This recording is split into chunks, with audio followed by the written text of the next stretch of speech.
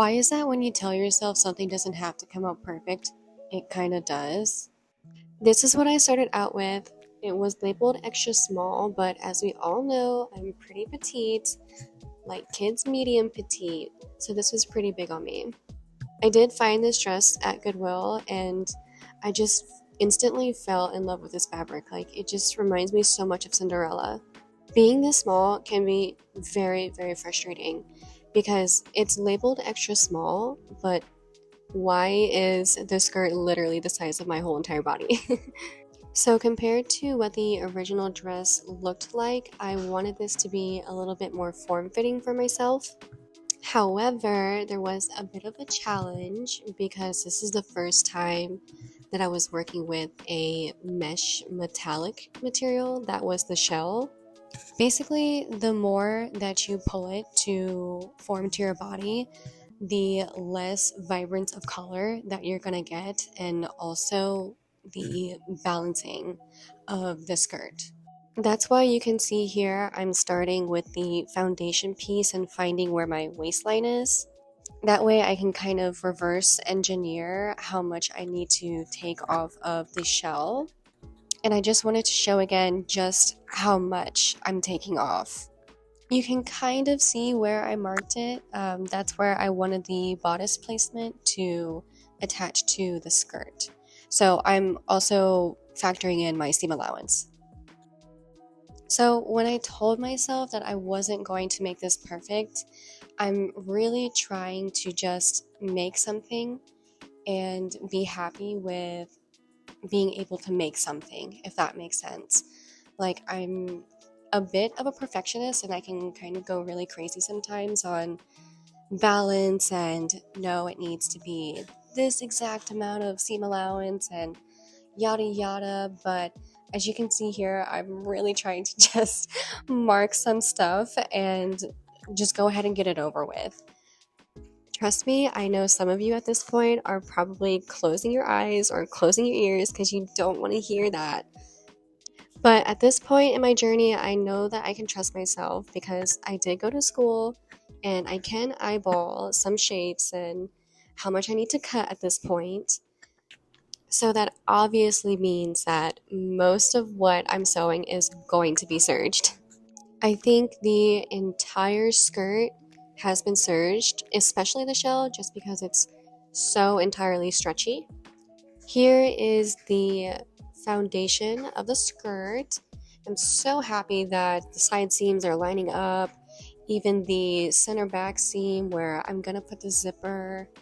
However, I did change the length of it because I wanted to be able to take off my heels and dance. Thankfully, the bodice was only about a panel too big, so I decided that I was going to take out that dart and just mark where it was and just go ahead and slice it off. After this point is where some of the real work started to begin. I went ahead and did this on both sides and with the lining and with the shell. Then I had to go in and take off this extra piece where it comes under your arm and reaches your center back. Because this is a sleeveless dress and nothing is going to be holding me up, I went ahead and put in some boning so that way the actual structure of the bodice will kind of stand up on its own and I wouldn't have to keep pulling it back up and being uncomfortable throughout the night. At this point, I was super happy with the progress that I've made, but I did think that the dress itself was just a little plain, and I magically remembered that my aunt gave me this trim, and I was like, oh my god, this is actually perfect. Like, I am Cinderella at this point. And again, when I say I was not trying to make this perfect, but I just wanted to wear it, yes, I did just top stitch this onto the dress. Because who's looking inside of my dress except for me? And maybe my husband. But, I mean, look how pretty it is. Look how shiny she is. All worth it. Yes, and just know I was frustratingly happy when I saw how this came out because I was not really trying at all. If you've gotten this far into the video, what the hell are you still doing here? This is like a 5-minute video. No, I'm just kidding.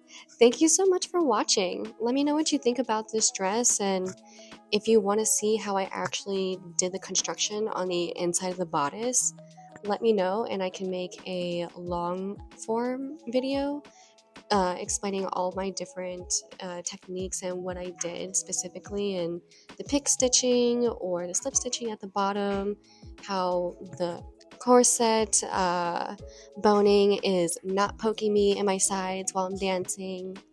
For all my pretty and petite ladies out there like myself, we can get through this. Fashion should be welcomed for all shapes and sizes.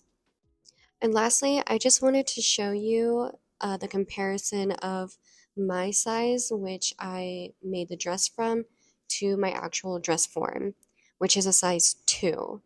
So I really am that petite. And that's how I upcycled this pretty and petite dress. Thank you guys. See you next time.